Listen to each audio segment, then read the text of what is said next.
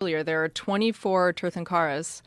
All 24 have lived, according to the Jains, but archaeology has only recognized the last 2 of them.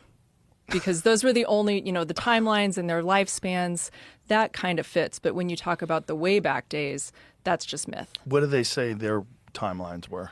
Oh, millions of years.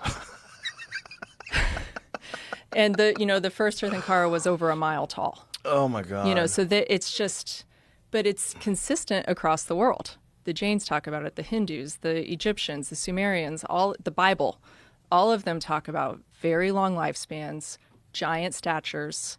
Is it coincidence that all of our ancient myths talk about the same things? Right. Or might it have been true? Yeah.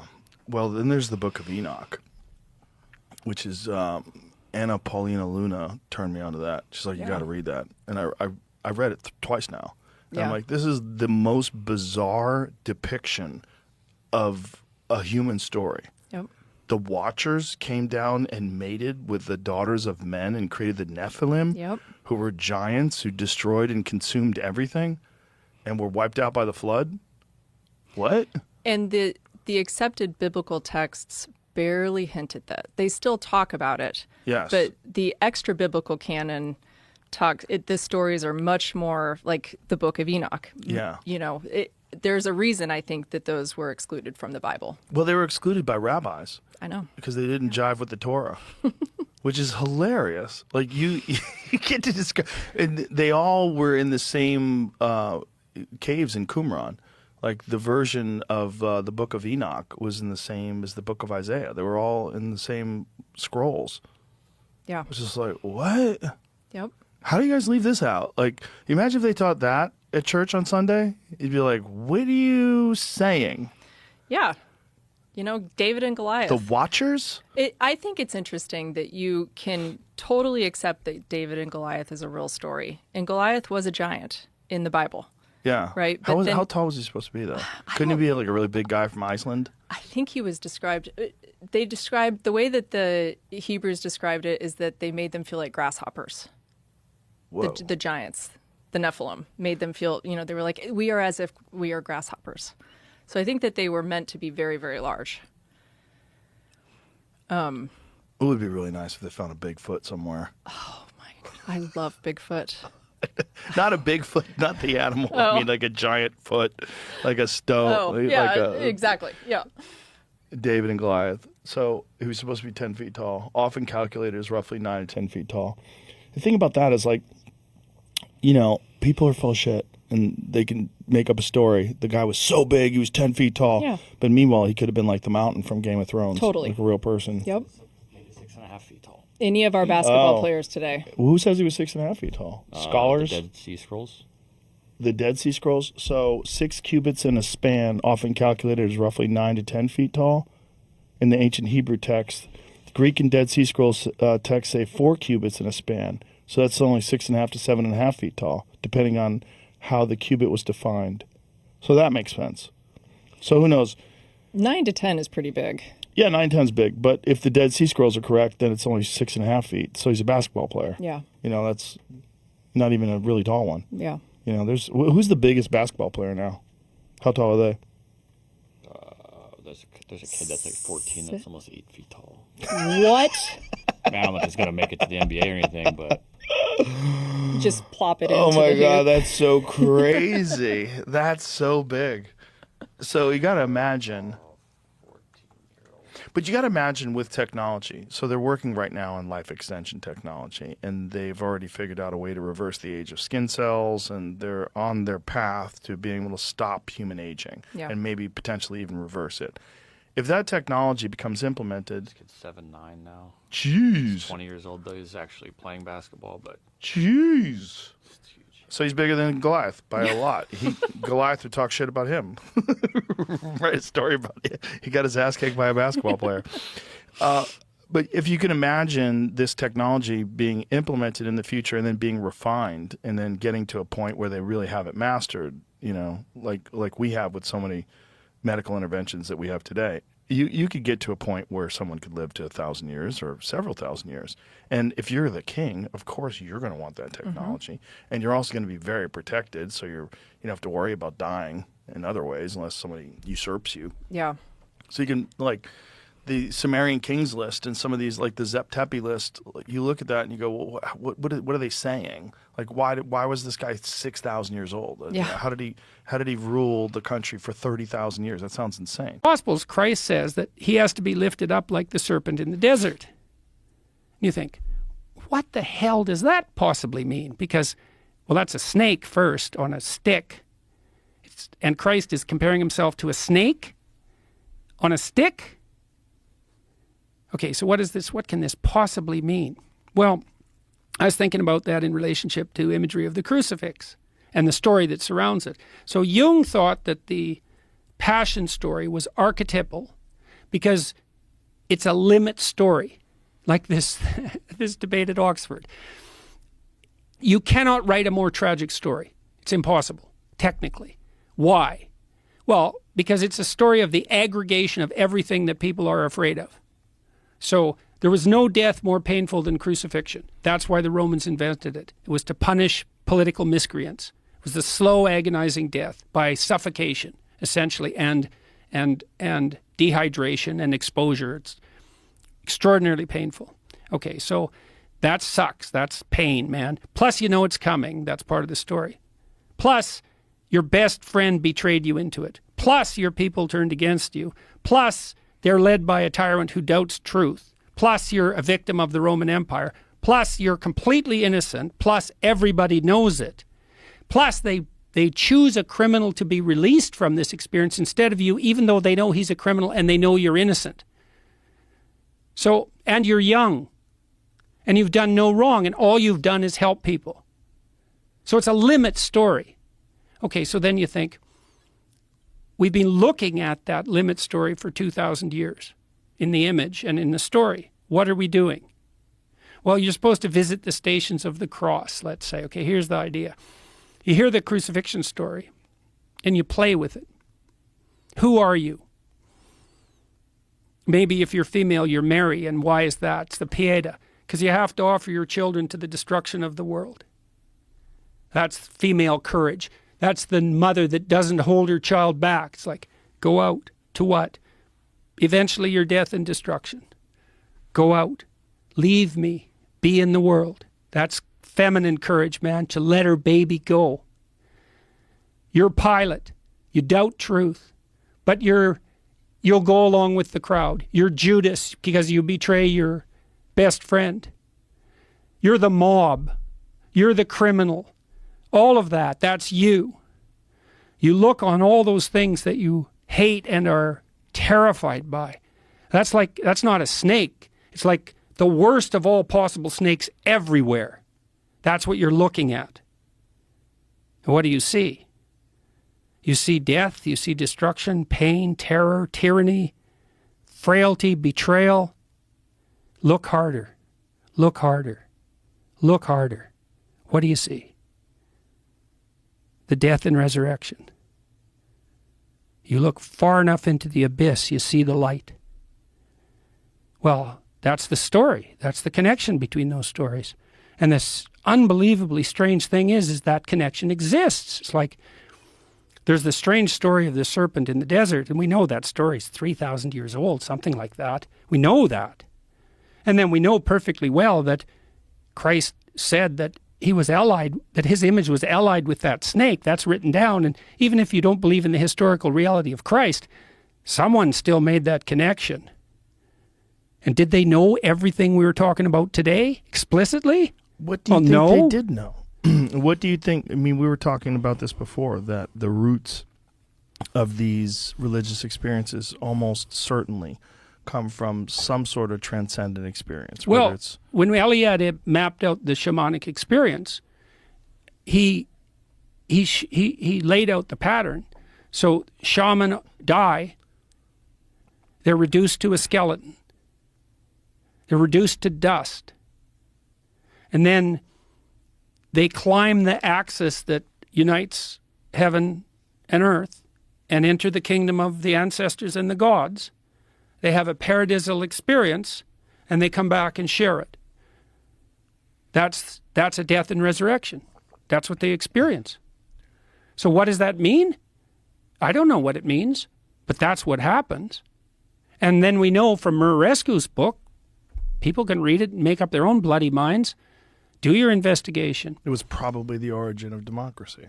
It was the origin of Greek culture, the Eleusinian mysteries. And was that a psychedelic experience? It's like, come up with a better hypothesis. Good luck. Well, there's physical evidence now. Yeah. Because of Murarescu, all the all these finding the ethnobotanists. they know. They know. And botanical archaeologists. Yeah, they're messing about with ergot. Yeah. And psilocybin. God only knows how long. I mean, how long have they? And then there's DMT in the Amazon. I mean, there's a massive shamanic tradition, and it stems back way into the Stone Age, and that's its pattern. Well, the what university was it in Israel, in Jerusalem, that made the connection between the burning bush and Moses and DMT because of the acacia tree. The acacia tree, which is rich in DMT, and they made this connection like most likely. No, we don't know what was in the Ark of the Covenant. Right. We know that the people who were going to approach it purified themselves before they dared do it. We know that a good psychedelic experience will drag you through your sins. That's known as a bad trip. Yeah. So what do we make of the fact that the shamanic experience, which is replicable cross-culturally and which dominated the human landscape for at least 20,000 years, we know that it involves a death and a resurrection and an entry into paradise and a reunion with the ancestors. And so what does it mean?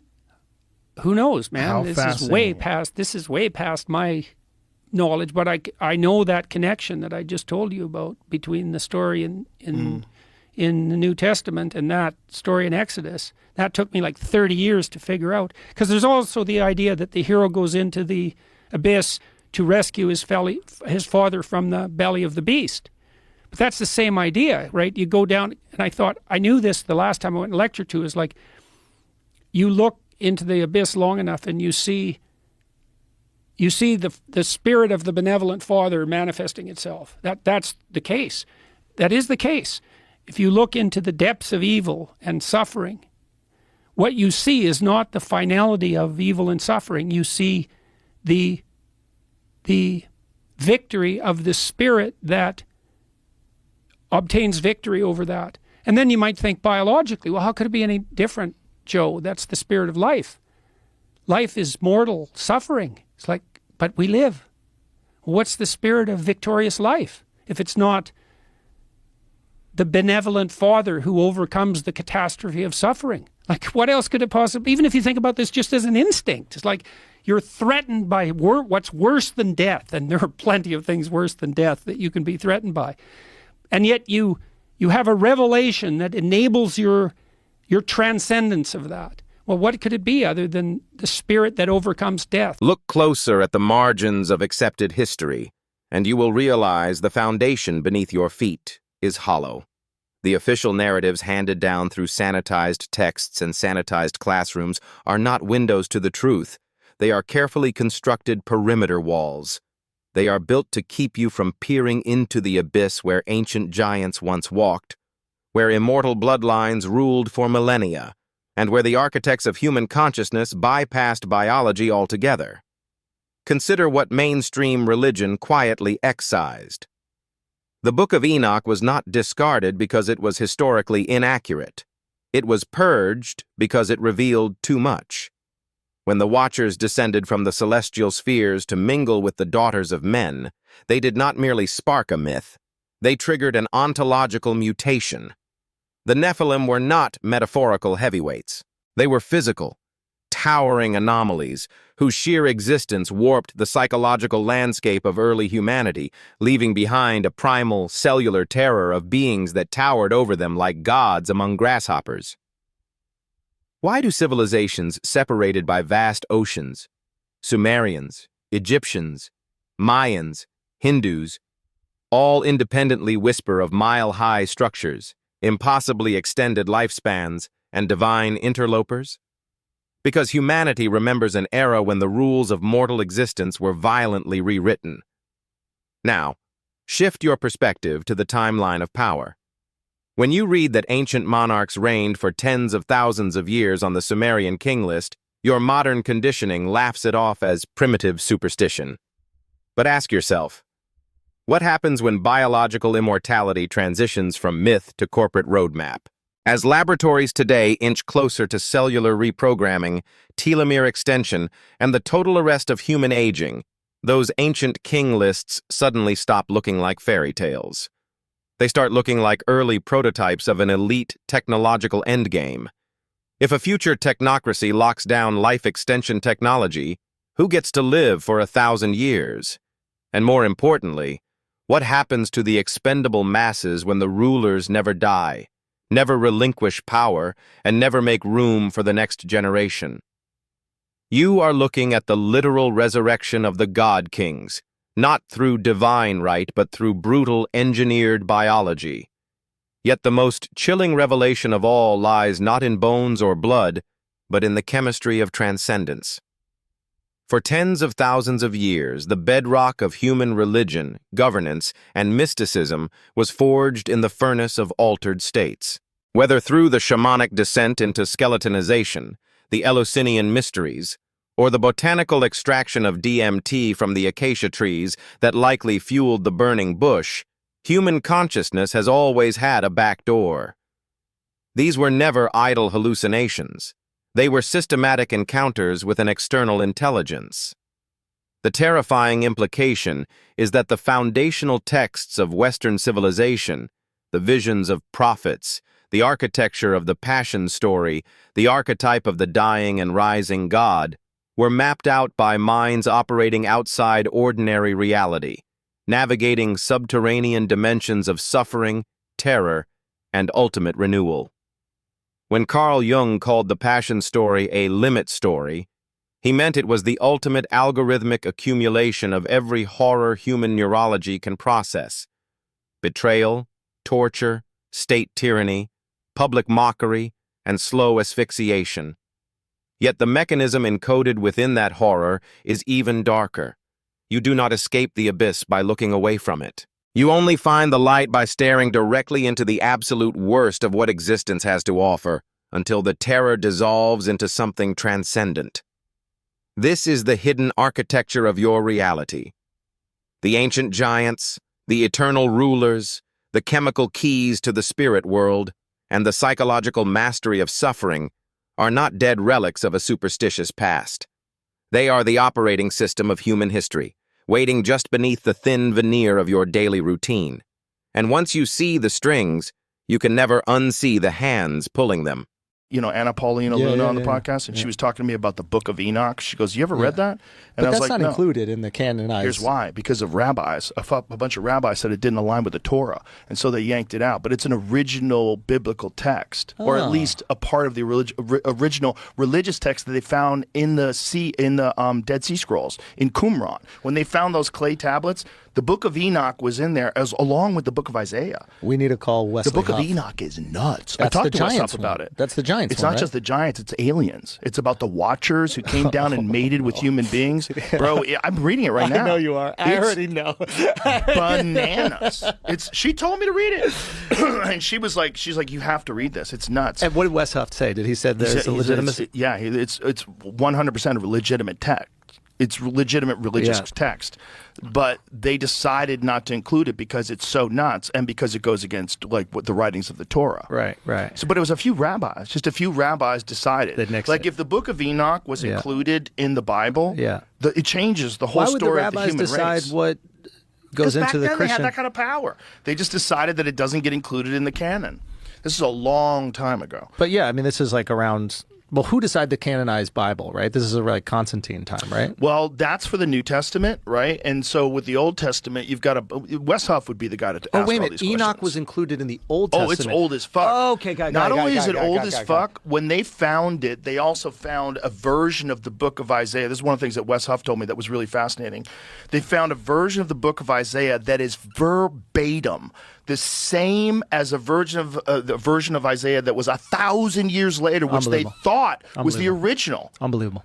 That's what's crazy. For Unbelievable. 1,000 years, they maintained the exact same story verbatim, writing it down and passing it on. And the Book of Enoch's in there with that. And the Book of Enoch is bananas. Yeah, I think we might need to do a little deep dive on the Book of Enoch. The Book of Enoch, it says that these watchers came down and mated with human beings and created a race of giants called the Nephilim, who consumed and destroyed in the middle of the audiobook of the Book of Enoch. And it's one of the wildest things I've ever listened to in my life. It's weird. Oh my God, it's so weird. When you realize that a lot of the people in the Book of Enoch are also in the Bible, and that it's one of the craziest stories. It's one of the craziest origin stories ever, that angels came down and bred with humans and made giants. Right. The giants destroyed the earth. Like, what is this story?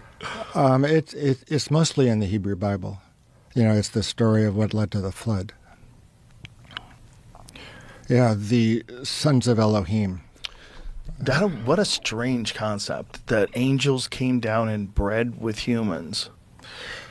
It's a very weird idea. Well, there's different ways to look at translating B'nai Elohim. It might be, the first word, B'nai, means the sons of. So it kind of revolves on what's the meaning of Elohim.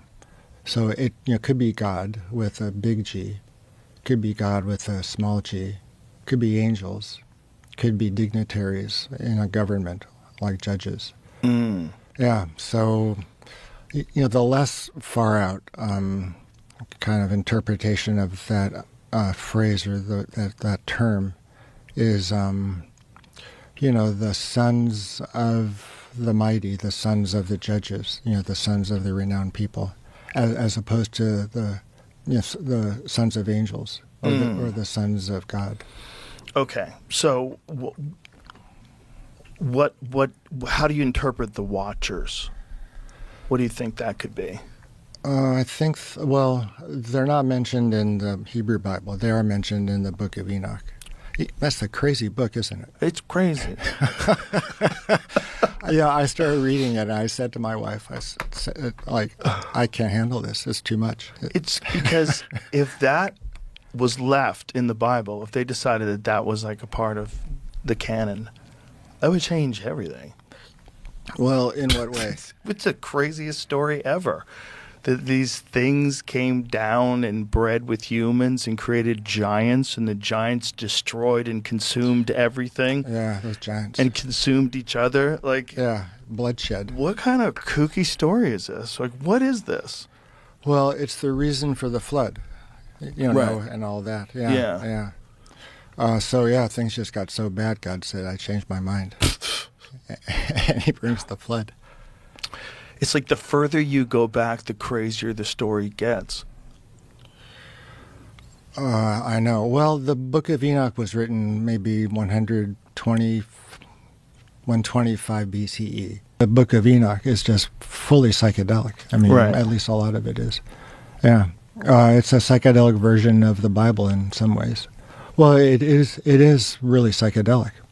I think it's from the release of endogenous DMT. It comes about, or from drinking and having an ayahuasca-like experience. That's what you think the origin of the Book of Enoch is? It's a psychedelic experience, and it could be from spontaneous endogenous release of DMT. It might be a prophetic state that's brought about. It's a visionary state, clearly. Might have been a huge fever dream. I mean, he was really out there. But when he's talking about the Watchers and the angels mating with human women and creating the Nephilim, what do you think that is? Yeah, well, the Watchers aren't stated discreetly or explicitly in the Hebrew Bible, but it could be just the angels, because they never sleep. That's one of the qualities, is they never sleep, so they're called Watchers. Yeah, and what happened, like the Nephilim, here comes the role of that three-letter root system. is the Nephilim. It comes from a Hebrew root, nephal, to fall, or to be brought down. So the Nephilim fell. That's one way to understand them. Yeah, and then they were the giants, right? Yes, Yeah. they were the giants that consumed everything Yeah. and ate their own flesh, and they sound really bad. Well, I think, that what was going on, at least if you're looking at the text anyway, as explanation, it was because of them, the world was just getting terrible. It was full of violence. So, God reconsidered having created man in the first place. But Noah was simple or pure, righteous in that way, and was allowed to survive. So what do you think they were describing when they were talking about the Nephilim, when they were talking about them as giants? You think that's just a bad interpretation?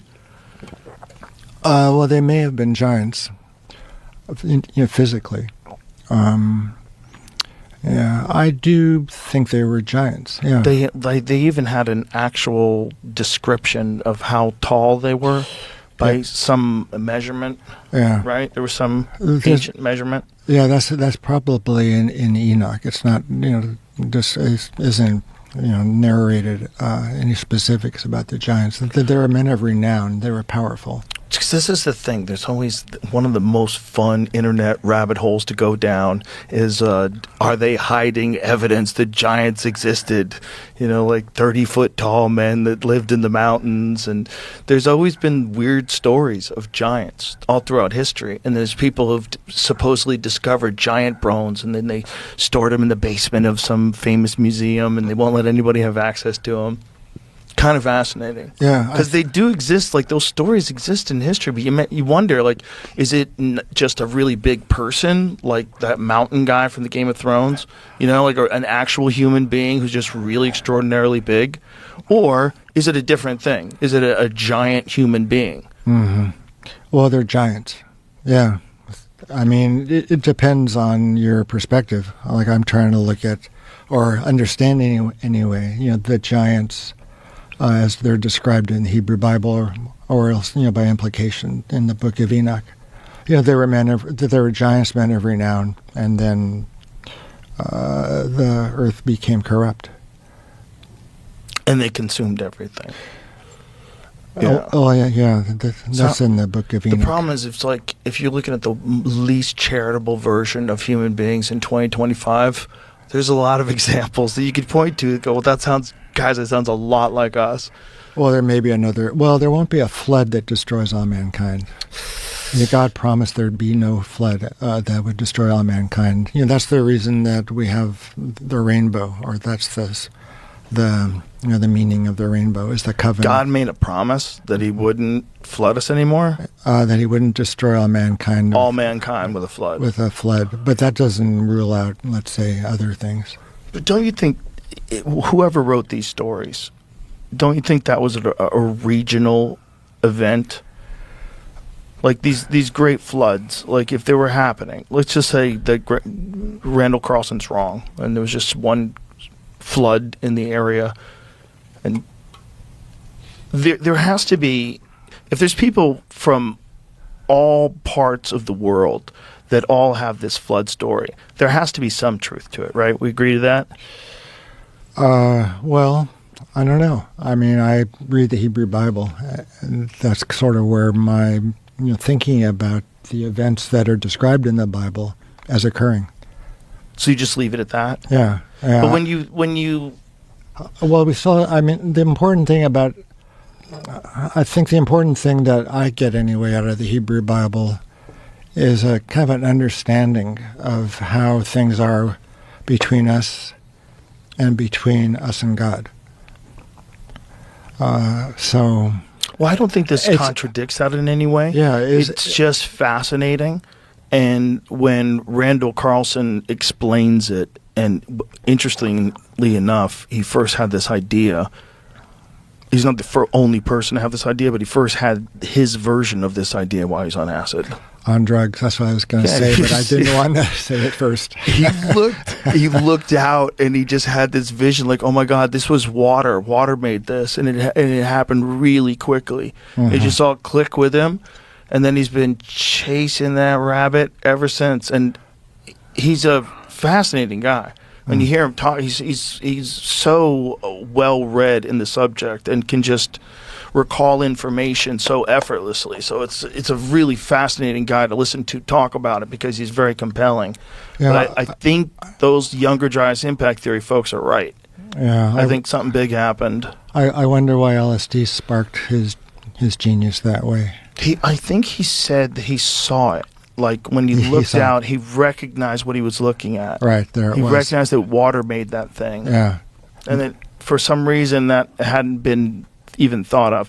But then when he showed me a bunch of these images where you have like satellite images, and you could see how the Earth was clearly, it has the ripples of like massive amounts of water going through certain parts of the world. Yeah, well, it kind of raises the issue of the spiritual properties or promise of the psychedelics. I mean, are the psychedelics spiritual? Entheogens. Yeah, I just don't know if they... I'm beginning to believe they more enhance... They have to have something to work on. They can only work on who you are. And I think they just work on who you are. I don't think they necessarily... generate their own information that they're somehow transmitting to you. Yeah, it's the question of how psychedelics work. What are psychedelics doing? I think psychedelics, or the psychedelic state, will play an important role in shaping this virtual universe that seems to be taking hold, entering. Well, it's really weird considering that it was 1970 when most of these psychedelics were made a Schedule of 1 substance. Controlled Substance Act of 1970. Yeah. Imagine that didn't happen. Imagine Nixon was not president. That didn't happen. That didn't go through. And the world evolves technologically at the same level that it has now, but also has access the entire time to all these different psychedelics legally. I think people were tripping hard even after they were illegal. I'm sure they were, but I bet they weren't as much. Yeah. It's dangerous. People will get put in jail. People don't want to lose their lives because they want to, take a tab of acid. So that they didn't do it. It's a real deterrent for a lot of people that want to have a good future. They go, fuck that. I don't want to do drugs. But if mushrooms were legal, you might have made a completely different life choice a long time ago that made you happier. Right. Well, or not, but the option to try should be yours. So you're pro-legalization? Yes. And it certainly shouldn't be restricted by people who haven't experienced it. That doesn't make any sense to me. Why would a person who has never experienced psychedelics be able to tell people who've done psychedelics that they can't do them?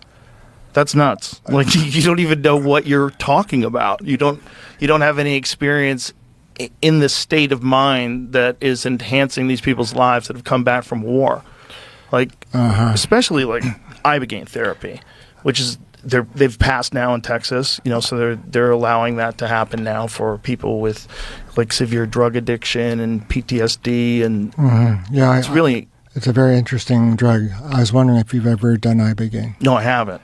But it's beautiful that it's being approved and used here because there's so many people that so many fucking people go over and have to fight overseas and come back home scrambled and need some help. Yeah. And people who got hooked up on pills because they got injured, right, because something happened or whatever it is, and then all of a sudden you have a real problem. Ibogaine is one of the best ways to kick it, one of the absolute best ways. It's very effective, right? It's one dose is one experience is 80-something% of the people never go back to whatever they were addicted to. Yeah, I'm not sure if it's because of the drug or the belief in the drug. The guy who first started to, kind of popularize Ibogaine was a fellow named Howard Lotsoff. Very cool guy. Met him sort of during his late phase, but he, like as a young man, he was addicted, to heroin. And he heard about ibogaine as a drug to just trip on and have some kicks. Yeah, and he stopped, and he found himself just not using opiates anymore. Wow. Yeah. The origin stories for ibogaine are really fascinating. Yeah. So before that, people didn't know that you could use it to kick drug addiction? Not that much. No. Well, is drug addiction ubiquitous throughout history? Is there always been people that are addicted to drugs? It's just when does it start getting recorded about people with addictions, actual addictions to drugs? Yeah, I don't know. There was the idea of addiction in the 1800s, maybe even earlier. It was kind of an American, British idea. Like, did they know they were alcoholics in the 1400s? Yeah, all kinds. I can't imagine what they were addicted to in the 1400s. Right. Scopolamine containing plants, the Solanaceae mandrake and all. Scopolamine, isn't that dust that they blow up your nose and turn you into a vampire or a zombie rather? Yeah. Is that it? Scopolamine. Oh yeah. Isn't that like that? Right. It's a zombie drug or something. Yeah, some sort of a zombie drug. Yeah. Right? Isn't that scopolamine? Yeah. Well, do you know Dennis McKenna? Sure. Yeah, he tells the story of scopolamine in Mexico. I hope I'm right. It's a great story. Devil's breath. That's right. Devil's medication breath. Used to treat motion sickness and post-operative nausea and vomiting, but it also does something wacky. Yeah. Like if you take large doses of it, that the devil's breath thing. So you can get it in Dramamine. That's what Dramamine is, right? It's an anticholinergic, like the scopolamine drugs are. But isn't like the stuff that makes you less nauseous when you're seasick? Like isn't that like compazine? Does Dramamine have this stuff in it? Says they're not the same. It's not the same? Yeah, one is... Sorry. Dramamine is oral antihistamine called dimethylhydrinate, while scopolamine is a different prescription-only anticholinergic medicine, particularly in patch form, used to prevent motion sickness. Okay. So they put it in a patch form to stop motion sickness, whereas Dramamine is the oral thing that stops motion sickness. Got it. Fentanyl's also in patches. That's the best way to take it. It is a weird thing. So, but scopolamine you can get in a patch, and it is for motion sickness, right? But it's when they blow it up your nose that it's not good. Yeah, well, it's really it's the active ingredient in Jimson weed, loco weed. And what is that? It grows in the Southwest. There's a lot growing, or in loco weed, New Mexico, Jimson weed, loco weed. Yeah, it's got scopolamine, and it will cause effects. Well, one of my patients when I worked at the VA in La Jolla, was an alcoholic, back in the day, and took Jimson weed tea, drank a lot of it, wandered off to the desert 2-3 days, one of those kind of stories. Came back. He didn't remember a thing, but he stopped using alcohol. He was brain damaged, though. Whoa. Sorry to say. Yeah. Brain damage from that? From either being in the desert or from the scopolamine. He took too much. Oh, wow. Yeah, it's a crazy drug. Yeah, it is useful. One of the... I would rather get motion sickness. Yeah. Well, that sounds terrible. Yeah, if you take too much, or you have a bad reaction to it. Yeah. Yeah, what do you think's going on with American health? That's a good question. Well, I've been fascinated by these videos of pregnant women taking Tylenol to show Trump that they don't believe in what RFK Jr. is saying, that it's somehow or another anti-science, when this science came from Harvard. Mm-hmm. That's where the study came from. I mean, he's not making things up, and these people are like on TikTok. They're pregnant women taking Tylenol. Yeah, I took a lot. Well, I mean, if I weren't for Tylenol, I wouldn't be here today. For real? Well, I mean, I do find it quite helpful. Yeah? Yeah. For injuries, as you get older, as a lot of people get older, there's pain. It's acetaminophen, though, right? It's acetaminophen, which is really toxic, isn't it? Well, if you take too much, it can cause. So that's what it is. It's like a dose thing. So 1 is fine. 1's fine. 4 is fine, probably. After 4, can upset your stomach. Liver toxicity is possible. But if you stay within normal limits, it seems to be fine. So at least for myself, and and also in general, there haven't been recalls for. And what do you take it for, if you're going to take it? Pain. What kind of pain are you getting in? Feet. I had hernia repair a while back. Oh. Yeah. Yeah. Yeah, so I find it to be a very helpful drug with no side effects. Well, you should definitely be allowed to take it, especially you. My concern is always... I should be allowed to take it. People that don't understand that there's a dose that if you go over that, it's going to torch your liver, and you could die. Yeah, it's all about dose. I mean, microdosing psychedelics are completely different, or in quite a few ways than full dose, or the effects are different. Yeah, for sure. Yeah. Have you tried microdosing? I have in the past. Yeah. Yeah, a while back, I was having some belly issues, and I microdosed ayahuasca for about a month. So helpful, very helpful. What is every day like?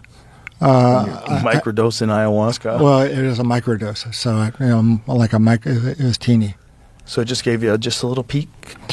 I wish. Nothing? Not really. I took more in the beginning, then kind of stretched it out. It's kind of like coffee, like sparkly coffee if you take a little too much.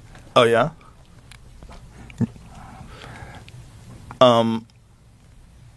What do you think would have happened if that 1970 sweeping act didn't take place? What do you think the world would... How much different? Have you ever contemplated it? How much different would the world be? Not really. Not at all?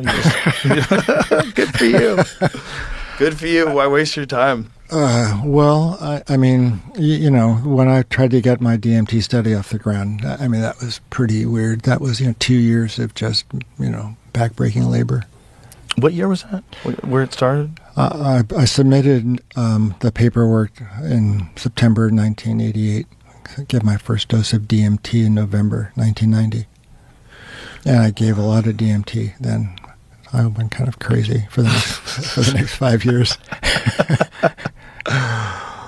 And you were doing IV drip, slow release, right? No, it was one big dose. One big dose IV? Yeah, bolus, IV bolus. Oh. Yeah. Yeah, so our high dose was 0.4 milligrams per kilogram. And the highest dose is now being used for 0.3.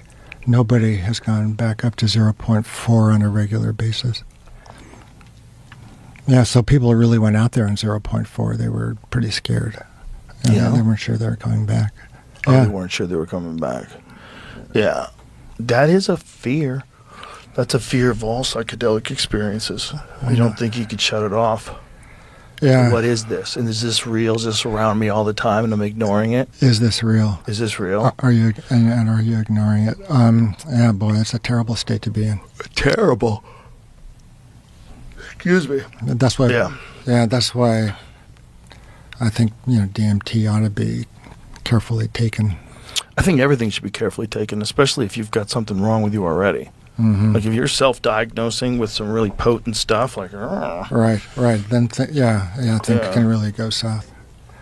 Yeah. Well, I mean, who's going to decide that? Based on what? Well, no one's deciding for you with alcohol. You could go fill your bar at home with more than enough to kill yourself with. Yeah, don't get started on it. Yeah. Right? Like most people can. Yeah. Most people, if you have like a little bar in your house, like 3 or 4 bottles of Jack Daniels, a couple of this, a couple of that, you're dead. Drink all that stuff, you're dead. Yeah. Have you ever gone through a drinking phase? not a bad drinking phase. I don't drink at all anymore.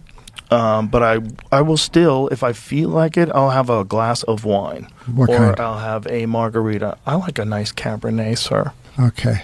I just like a little red wine sometimes, but I've only had like 2 or 3 glasses of anything over the last like 8-9 months, and even like I didn't even finish the wine.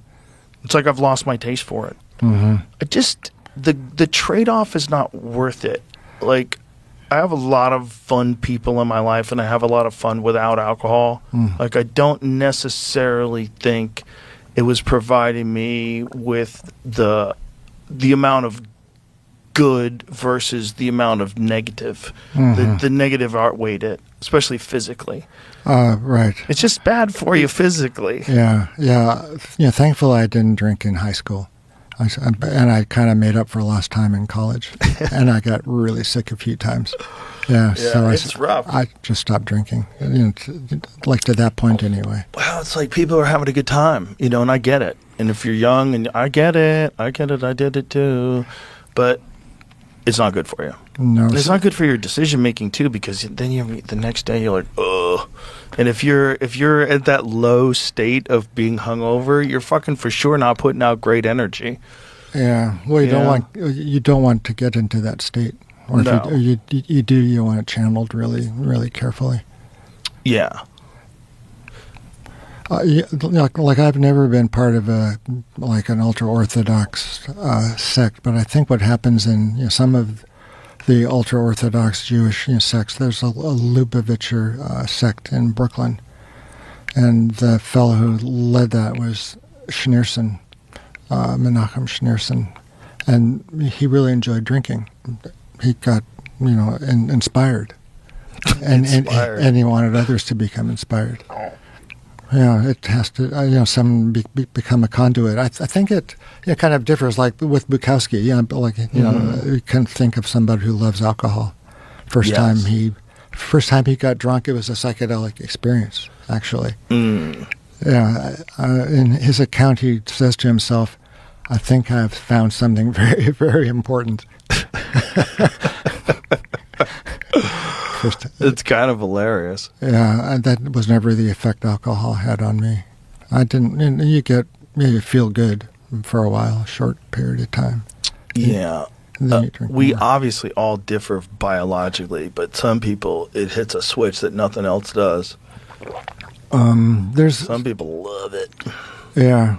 Well, it's discounted in the text. You shouldn't drink too much. It's very, very Smart. very clear. But I'm not sure you shouldn't drink at all. I think you should drink if you want to drink. And, people get real rigid. Especially if you have someone around you that has a problem with alcohol, or you have had a problem with alcohol. Yeah. Well, there's a huge homeless population in Albuquerque. Oh, yeah. Alcohol plays somewhat of a role. Yeah. I played a lot more in the Navajo reservation when I lived in Gallup. Yeah, I think people just use and abuse drugs. There's also those things, they sound like there's not a lot of opportunity in the places you're describing, right? Right. So if you don't, you just want to not feel anything. You're outside a reservation. Or on one. Or on a reservation. Yeah. I mean, I'm in the middle of the audiobook Empire of the Summer Moon for the second time. Okay. It's all about the Comanches and I don't know that the book. war between the settlers and the Comanches Oh, here. really? It's crazy. Oh, yeah. And I'm in the middle of this, and I'm thinking, like, have people always been this horrible, and we're just sort of catching up to it now? Well, that's taken into account in Cain and Abel, the Cain and Abel story. Sure. The first 2 children, one murders the other. So it started way back. It starts way back with a bang. And you just go, God, have people always been this awful? From the beginning. Yeah, there's a line in the text that God is going to destroy mankind. No. What happens here? I think he decides people will only live 120 years at the most, because their inclination is bad from the get-go, and 120 years is enough time to repent and become a better person. Wow. So you're given 120 years to deal with what you were born with. But this book, this Empire of the Summer Moon, it just makes me think, when you think about what life was like for the people that lived here before the European settlers arrived, and how quickly everything went away, historically, in terms of like the timeline. It was only a few hundred years, and it was just completely gone. Yeah. Well, the Garden of Eden lost. There was a lot of war. That's the thing that everybody likes to leave out. Like, I'm fascinated with Native American culture. I'm fascinated with this Comanche civilization that lived here, because this book, Empire of the Summer Moon, is just, it's so interesting. They were so fierce, and they lived right here. Yeah, well, there's 29 pueblos in New Mexico, and the Pueblo are peaceful folk. They're agricultural. Yeah, that's their, that's been their heritage. the Comanche were not, and one of the things this book talks about is how a lot of the Apaches were not on horseback, and they were literally wiping out bands of Apache and forcing them to go to Mexico. It's like, this has always been, there's always been, once they've had horses, which is really like after the Spaniards got here. Right. Then once the Comanches figured out horses, they got really good at it. And they were like an impossible barrier to get through this part of the country. Yeah, there's mostly Navajo around where I lived in Gallup. And they were nomads. They raised sheep. Spun. Sure. And then on the eastern side, a lot more agriculture, right? Yeah, with it's all just all the space in the south. the amount of time that it took for everything to get pushed, where if you're a Native American and you're it's 2025 for you and you're living on a reservation, you're like, whoa, what happened? You start going into the history of it, like, how many people died? Like, what happened? Is there Comanche presence in Texas? A lot of signs, I'll tell you that. A lot of the signs are like Quanah Parker Lane. He was the last Comanche chief. Yeah. Well, they always name things after what used to be there. Well, this is all that area. There's a lot of Comanche were in this area, but it went all the way down to Oklahoma. It was just a barrier that you couldn't get through. Yeah, well, it was fun living in Gallup. It was mostly Navajo. Yeah. Yeah, very low key. They'd come to terms with being, defeated. Part of, it's crazy though, isn't it?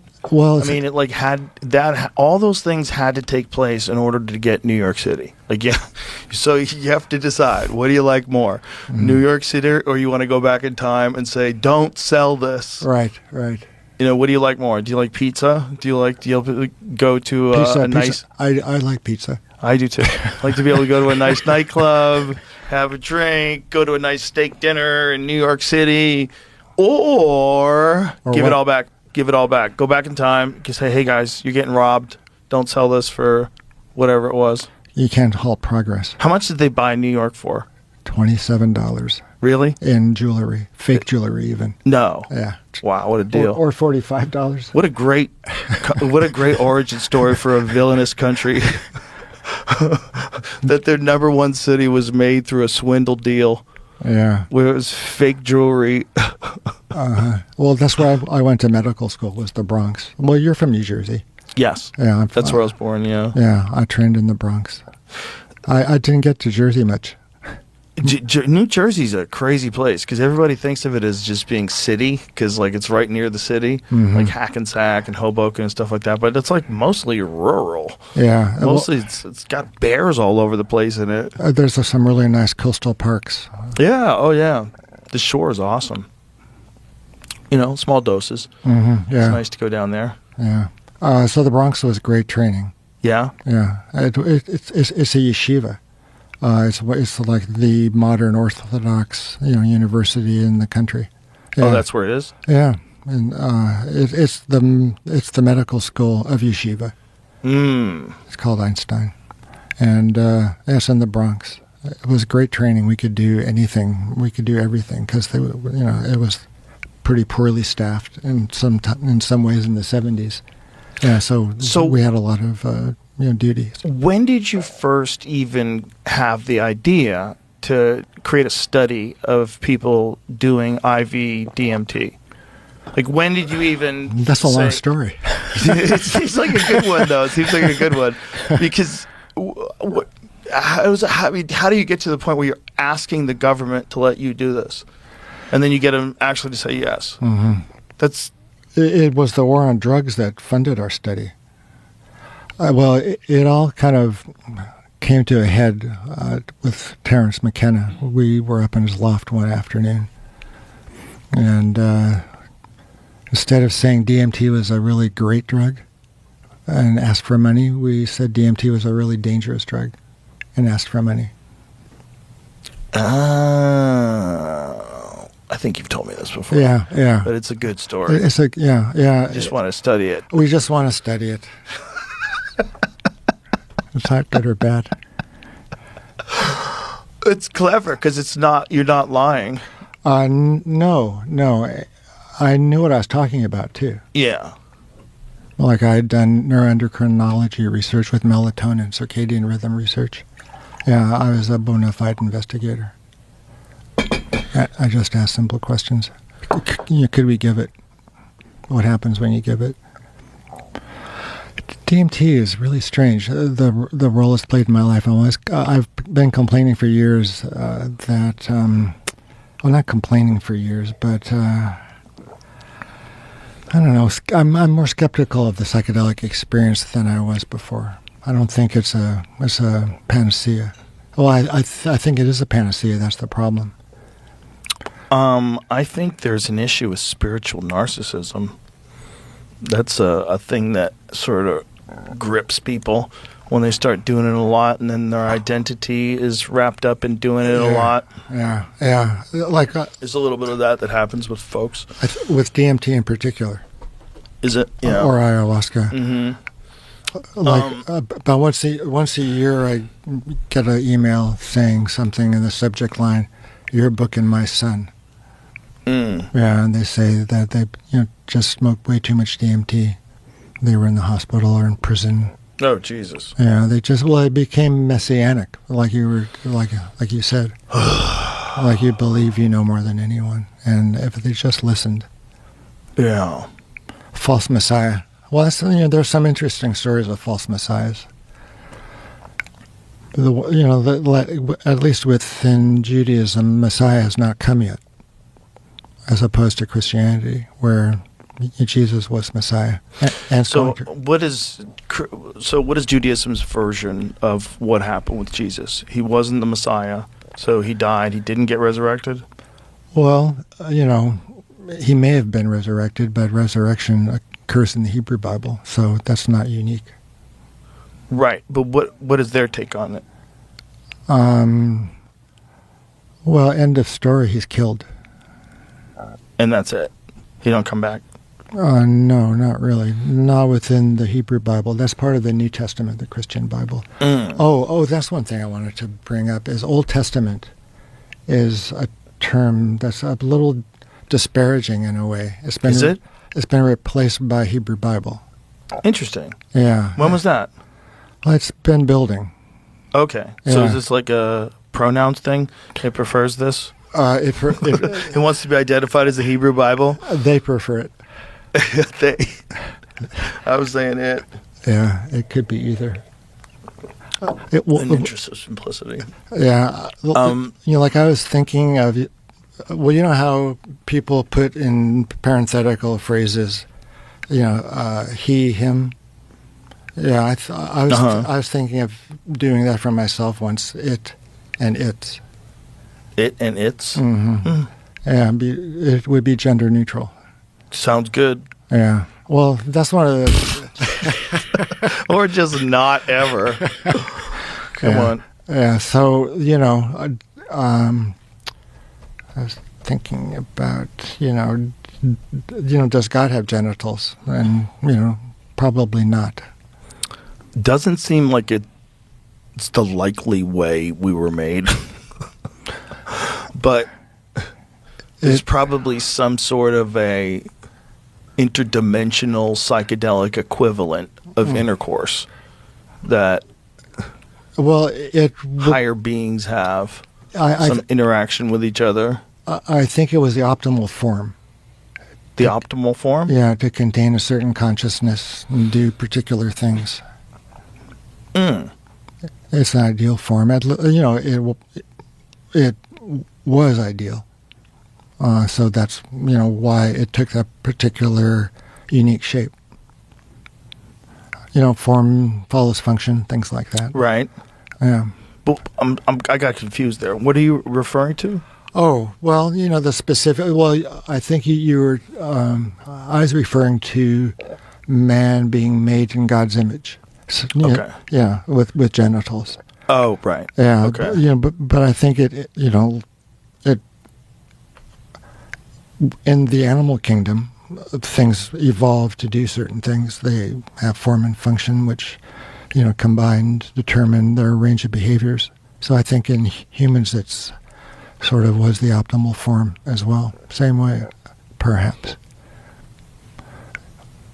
What do you think happened when human beings had this doubling of the brain size over a period of 2 million years? What do you think that was? Is that true? Supposedly. Yeah, I think so. I think it was, yeah. Yeah. I don't know. Sounds like a crazy little expansion. Yeah, so, I mean, you could look at it, evolutionarily, biologically, theologically, you can look at it, too, as, finally being endowed with, a human spirit. There's multiple spirits, and even in the Hebrew Bible, there's multiple spirits. So as the brain expands in size, you develop a human spirit? I think so. Yeah, that human spirit allows for divine communication. At least that's how the theory goes. So it's the breathing in of the soul to man by God, and it's in man's creation.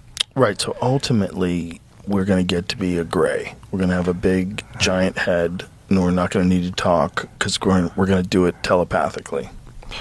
Yeah. Okay.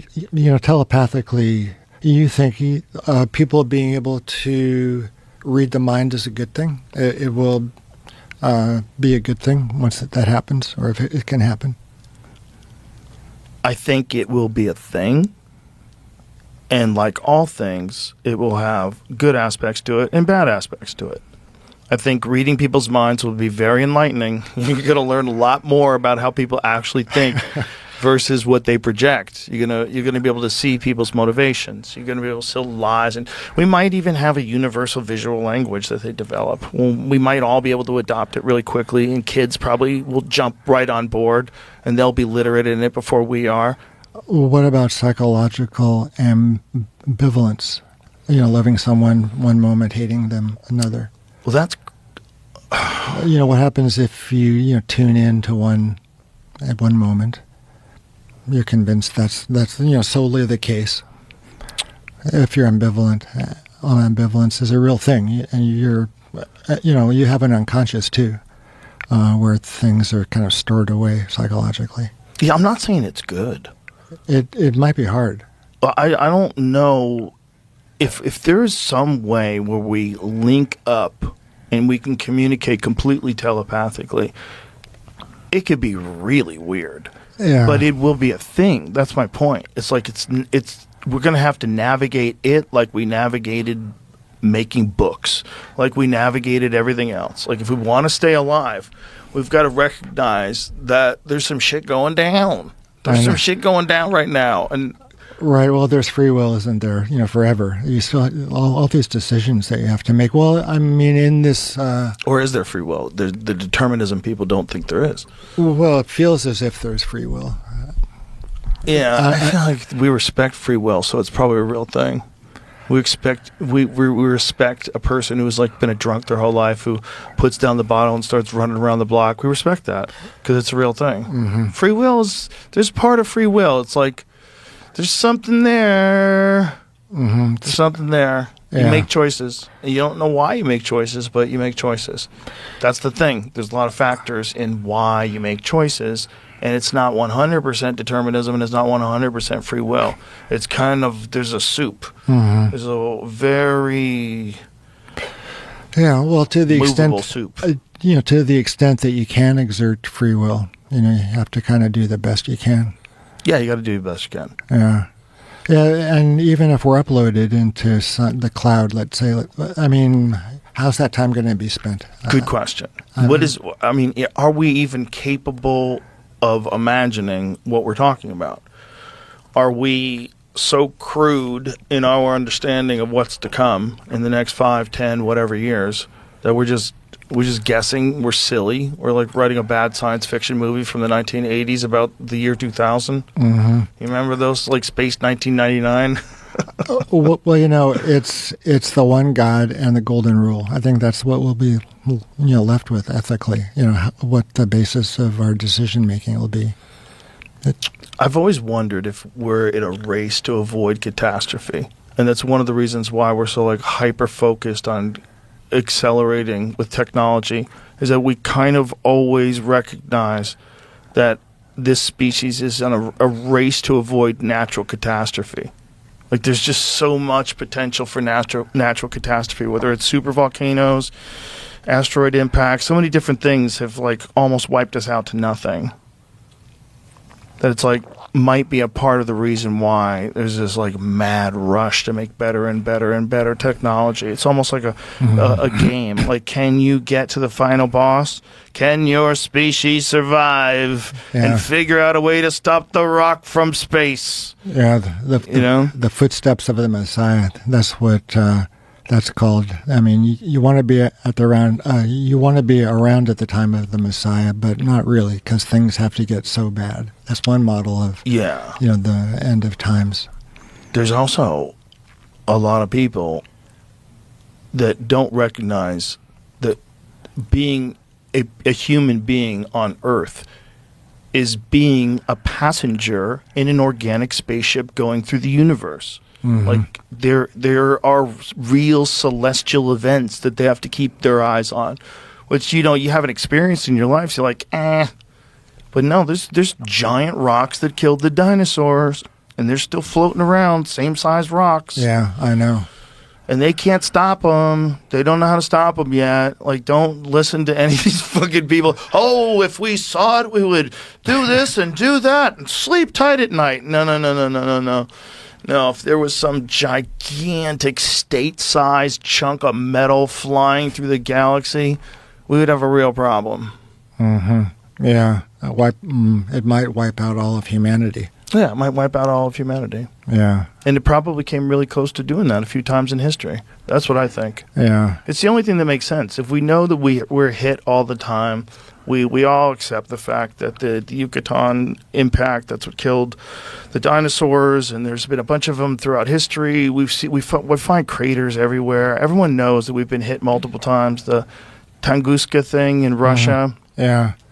Where it flattened this enormous patch of forest that's still flattened. Have you been watching season 2 of Graham Hancock's Ancient Apocalypse? I didn't watch season 2 yet. Yeah. No, I watched season 1 though. Yeah. What's season 2 about? It's like the Americas, right? Yeah. Yeah, the Americas are crazy. Yeah, I like Graham. Oh, he's the best. Yeah, he's hardworking. Oh, he loves what he does, man. He really, really does. And the fact that he's finally been over all these attacks, he's finally been vindicated, and people are starting to accept more and more things, are probably a lot older than we want to believe. And especially after Göbekli Tepe, that kind of that popped the cork on everything, and everyone's like, okay, well, this has definitely been buried for 11,000 years. So this is kind of crazy. We didn't know they could do that back then. Well, before coming out here, I asked ChatGPT, how old are some of the stories written down in the text in the Hebrew Bible? And at least according to ChatGPT, it's 10,000 years ago. So oh my God, something may have happened at that time. That makes sense. Yeah, that's a very interesting finding. Oh, Sodom and Gomorrah, that's a great story. I'm working on this translation of the Hebrew Bible. I've got a Substack now. I've been putting out things every week, a chapter a week.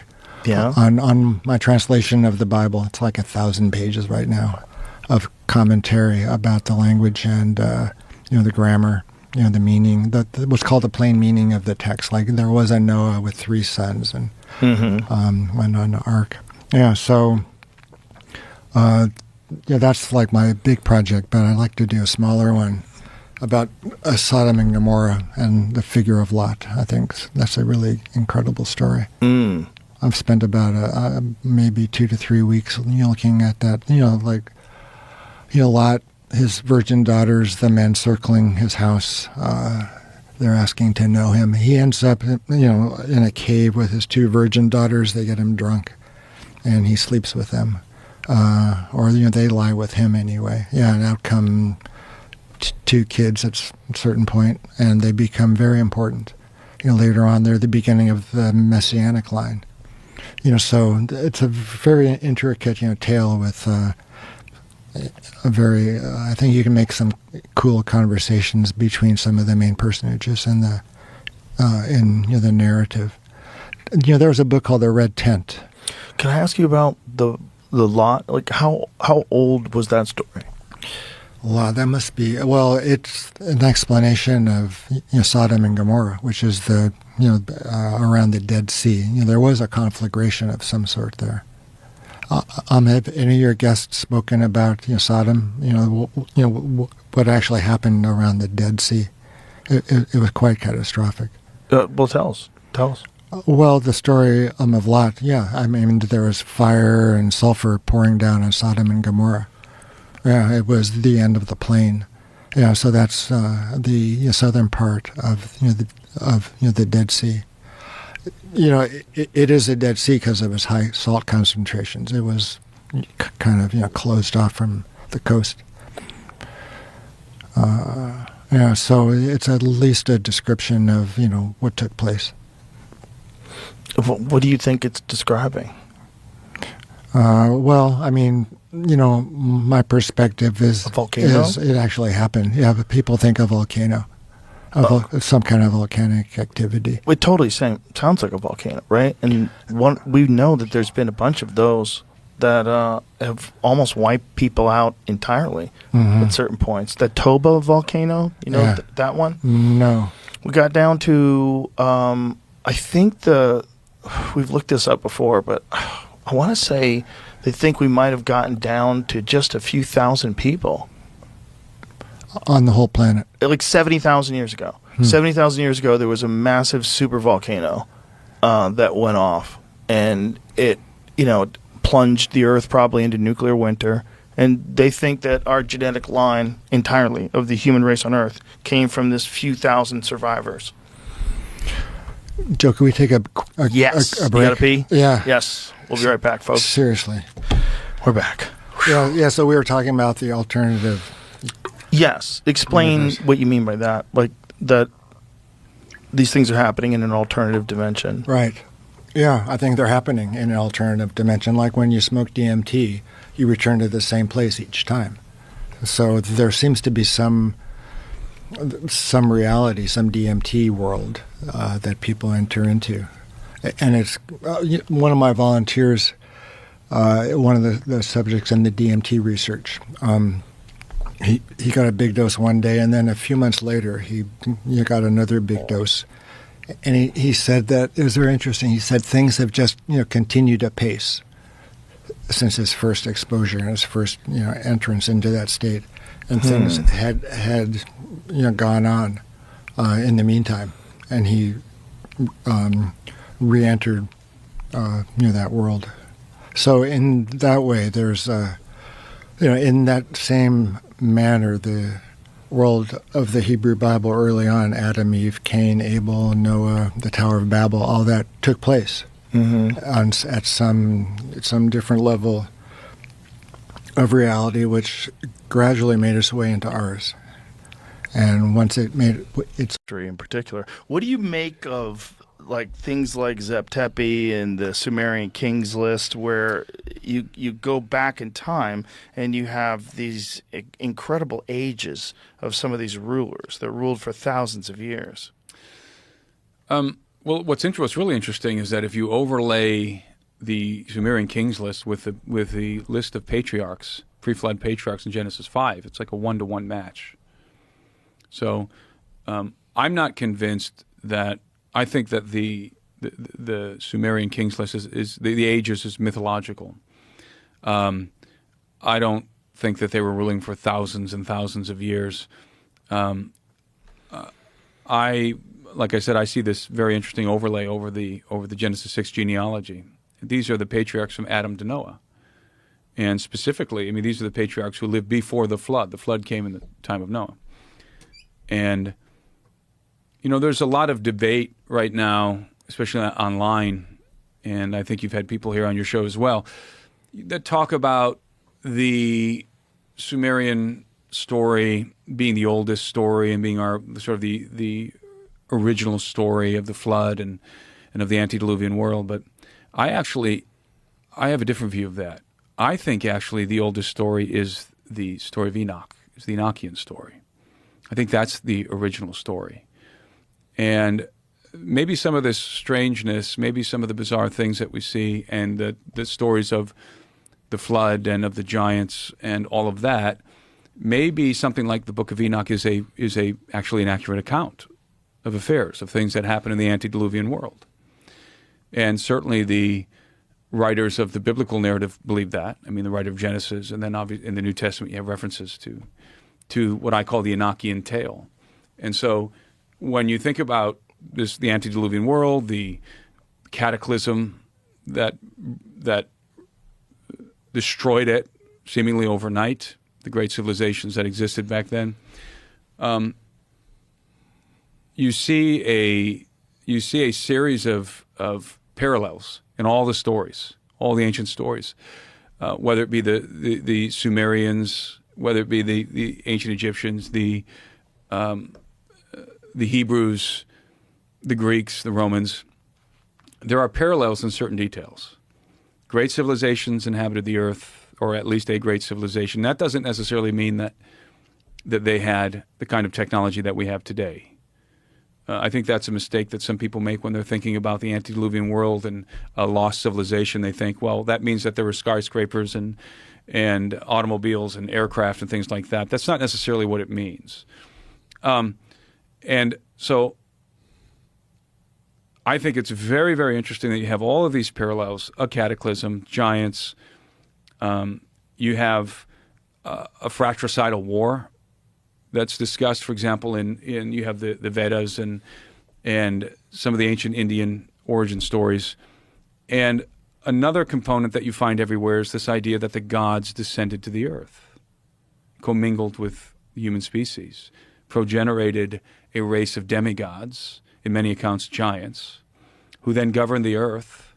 And depending on what version of the story you're reading, they were either good guys or bad guys, leading up to the cataclysm that destroyed everything. In the biblical account, the Great Flood, and other accounts record various kinds of cataclysm, right, all over the world. So the question is, I think, an intriguing question is it true? I mean, are these basic constituents of these stories, is it true? And I happen to believe that the Book of Enoch is the beginning of the Book of Enoch. The oldest portion of the Book of Enoch, called the Book of the Watchers, is the earliest account of the antediluvian world. And I don't mean necessarily the Book of Enoch that we have today. I mean the tradition of Enoch. Was there a manuscript that Enoch wrote himself? Enoch was the seventh from Adam. So he's one of those individuals on the Sumerian Kings list. I believe he corresponds to Endemoranki. I can't remember how to pronounce the name, in the Sumerian name. But again, you have this overlay with the pre-flood patriarchs. You have all of these details that correspond. Now we have evidence of cataclysm. We're finding evidence of cataclysm, right? We talked about the Younger Dryas impact hypothesis. So are some of the other details true as well? Were there giants? Were there beings who descended to the earth in the antediluvian world? Did they copulate with human women? I mean, that's essentially the story of Enoch. Enoch begins with, this is first Enoch. Enoch begins with a company of 200 watchers, these beings that are designated as watchers. And they're heavenly beings. And the watcher designation is not exclusively extra-biblical. You find it in the book of Daniel, in a very interesting scene in which holy watchers are judging Nebuchadnezzar, the Babylonian king. And they sentence him to a period of time of madness where he's given the mind of a beast and he's eating grass. And this is a judgment from the watchers. He's eating grass like an animal. And his hair grows long, and he's basically like a beast out in the field. The haughty king of Babylon, humbled in that way. And so the watcher designation is, you find it in Daniel. But then in the book of Enoch, it's much more specific. These were 200 of these watchers. These are non-human celestial entities. You could describe them as extraterrestrial entities. And they begin to lust after the daughters of men. And they desire to progenerate families. They want to have families. Do you think that this is a simplification of genetic engineering, and that this depiction of it is just, like the game of telephone? You're telling the old story through oral tradition for a long period of time as it gets relayed over time, post-flood. So you get this sort of distorted version of what the actual event was? I think it's possible there was genetic engineering involved. Because we certainly look different than everything else on the planet. Well, the Book of Enoch, at least the Hebrew account, both in the Book of Genesis, because there's a verse, Genesis 6, that says, "Now it came to pass that when men began to multiply on the face of the earth and daughters were born to them, that the sons of God saw the daughters of men, that they were beautiful. And they took wives of all whom they chose." There were giants, or Nephilim, in the earth in those days, and also afterward when the sons of God came into the daughters of men, and they bore children to them. These were the mighty men of old, the men of renown. That's the reference to the origin of giants and Nephilim in the book of Genesis. And so in the Bible you have these angelic beings, the sons of God, who are lusting. They're looking down at the daughters of men. They see that they're beautiful. The Book of Enoch is even more explicit. The Book of Enoch says that the angels of heaven, the watchers, lusted after the daughters of men, and they desired to progenerate families. So they descended to the earth on the summit of Mount Hermon, and they bound themselves by a pact of mutual imprecations. In other words, we're all in this together. They knew what they were about to do was going to be a very grave sin, so they bind themselves with an oath. That's why Mount Hermon has been known since time immemorial as the Mountain of Oath. Then they descended into the plains, and they began to choose wives from among the daughters of men with whom to copulate. But first, these were maidens that they intended to marry. And there was a transaction that happened, because in exchange for the maiden's hands in marriage, their fathers were given technology. So the watchers taught men the knowledge that they were already striving to learn. So that's implied in the text. It's not explicit, but it's implied, because the watchers give technology and they give knowledge, which results in technology, and they get in exchange the maidens that they desired to marry. And then they copulate with them. They have sexual intercourse with them. The women conceive and give birth to giants. And then these giants begin to terrorize the earth. They're cannibalistic. They begin to devour men. So maybe a hybrid, sort of like a liger. You know how a liger is a combination of a tiger and a lion, and it's much larger. Very large. Yeah. But they can't reproduce. Right. Yeah. So the result is you have these watchers, their DNA mixed with the DNA of human women produces giants. And this story, by the way, is attested in the Dead Sea Scrolls, not just in the Bible, not just in the Book of Enoch. The Book of Enoch, of course, fragments of it were discovered among the Dead Sea Scrolls. But you find this story in, for example, you find it in the Book of Giants. the Book of Jubilees, the Genesis Apocryphon, and other texts as well. And so this story, as bizarre as it is foundational to Hebrew cosmology.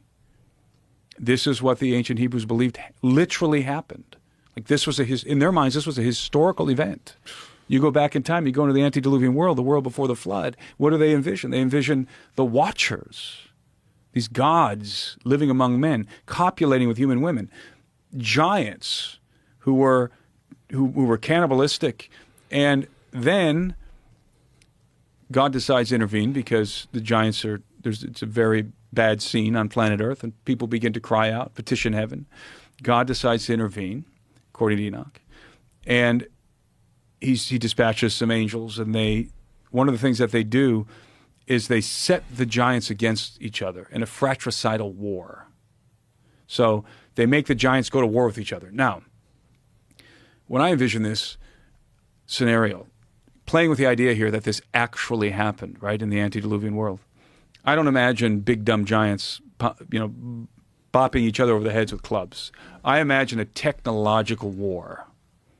Because what I see unfolding here, and I think, again, this is implicit in the Enochian story, is that the Watchers are essentially creating a dynasty. They are building an empire called the Empire of the Gods in the antediluvian world. They are each portioning the earth among themselves, and their hybrids are ruling each of these kingdoms. And then they go to war with each other. And again, I see this as a technological war because I don't believe that in the biblical account, angels never have wings, only in prophetic iconography. But in the historical narrative of the Bible, angels are never depicted with wings. They are depicted as operating what I would describe as advanced aerospace vehicles, the chariots of God, the chariots of Yahweh, the chariots of fire, variously denominated. And I think that these are vehicles of conveyance. And so the Watchers, when they descended to the earth, I think they descended to the earth in some kind of a vehicle, like that, right? So they would have the knowledge, and there would be some technology. And so when their offspring, the giants, went to war with each other in this fratricidal war, it would have been a technological war. Now, the reason why I say that is because you have the story of the Watchers as chronicled in the Book of Enoch, but then overlay the story of Atlantis. You have the same story. So, of course, the story of Atlantis comes to us from Plato's Timaeus and Critias dialogue. And he has Solon of Athens traveling to Egypt and interfacing with the priests of Sais. And they tell him, you don't have any history that's hoary with age and so forth. And then they begin to relate to him the story of Atlantis, because they told him that his ancestors were remarkable people. They were the Athenians, and only they could resist the warlike Atlanteans, right? And then we get the story of Atlantis. How does the story of Atlantis begin in Plato's dialogue? Well, it begins with the gods apportioning the earth amongst themselves. That's how it begins. So here are the gods divvying up the earth. They're going to create what I, again, describe as an empire of the gods. They're divvying up the earth, and each one is going to take a portion of the earth for himself. Poseidon, Plato tells us, gets the area of Atlantis. And what does Poseidon do? Well, he becomes enamored of a human woman named Cleito. He takes her to wife. He copulates with her. She gives birth to 10 hybrid sons who become the kings of Atlantis. And I think there's reason to believe that they were giants in the myths. Atlas, for example, was chief among them. So you have these 10 hybrid sons ruling over Atlantis. Then what happens? Then you have, and presumably the other gods did the same thing in other parts of the world, right? They went out and married human women and gave birth to hybrid offspring, which is, of course, what happens in Greek mythology with a lot of these gods. They progenerate hybrid offspring. Then you have a war that breaks out. The Atlanteans become very warlike. They go on a campaign, and they're steamrolling everybody in their way until they get to the Athenians. And they're locked in this conflict. So I'm hoping people are picking up the parallels here with the Book of Enoch, with the story of Enoch. And in the midst of this conflict, what happens? Cataclysm ensues. Atlantis, but not just Atlantis. Atlantis, in the insinuation, is everybody gets destroyed in a cataclysm that erupts suddenly. And Atlantis is consumed in the waves and is no more. Well, the whole point of the Egyptians, when they're telling this story to Solon, one of the points that they're trying to convey to Solon is there have been many cataclysms, world-ending cataclysms. And every time a cataclysm happens, we have to start over like children, right? So the parallels between the Book of Enoch and I think Atlantis is an allegory of the antediluvian world in general. I think that there was something like an empire of the gods in the antediluvian world. And I personally believe that that the biblical record is the faithful account of what happened in the antediluvian world, and with the addition of the Book of Enoch, because you cannot separate the Enochian narrative, the Enochic traditions, from the Bible. Well, Enoch is referenced in the Bible, and the only reason why the Book of Enoch is not in the canon of the Bible is because of some rabbis, right? Well, it's complicated. So the Book of Enoch is a compilation of texts, and ranging from the 4th century BC to probably the 1st century AD. The tradition of Enoch, I think, is very old. I think the tradition of Enoch, that story I just outlined, that tradition of Enoch is the oldest story we have. The one upon which all the other stories are based. That's my personal opinion. Now, the actual Book of Enoch that we have today, the only reason we have it is because it was preserved in Ethiopia. That's the only reason we have the Book of Enoch today. The Ethiopian Bible. The Ethiopians preserved it, both the Beta Israel Jews, very, very ancient Jewish community, and the Tawahedo Orthodox Christians. Do you think they have the Ark of the Covenant? I think